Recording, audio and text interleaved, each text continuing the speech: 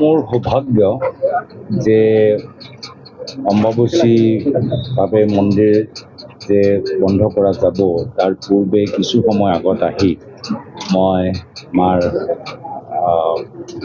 আশীষ ল'বলৈ প্ৰাৰ্থনা আগবঢ়াবলৈ সক্ষম হ'লোঁ আৰু সকলৰ মংগলৰ কামনা কৰিছোঁ।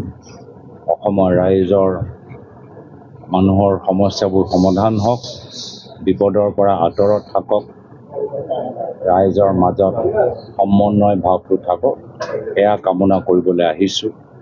এই মন্দিৰলৈ মোৰ প্ৰয়াত পিতৃ প্ৰাক্তন মুখ্যমন্ত্ৰী তৰুণ গগৈদেৱে বিভিন্ন সময়ত আহিছিল, বিশেষ চকু এই মন্দিৰৰ উন্নয়নৰ ওপৰত দিছিল আৰু আমি আশা কৰোঁ যে আগন্তুক দিনতো এই মন্দিৰ সকলৰ আমাৰ অসমৰ বা অসমৰ বাহিৰত যিমানবোৰ মানুহ আছে সকলৰ বাবে এটা শক্তিপীঠ বা শক্তি কেন্দ্ৰ হৈ থাকক।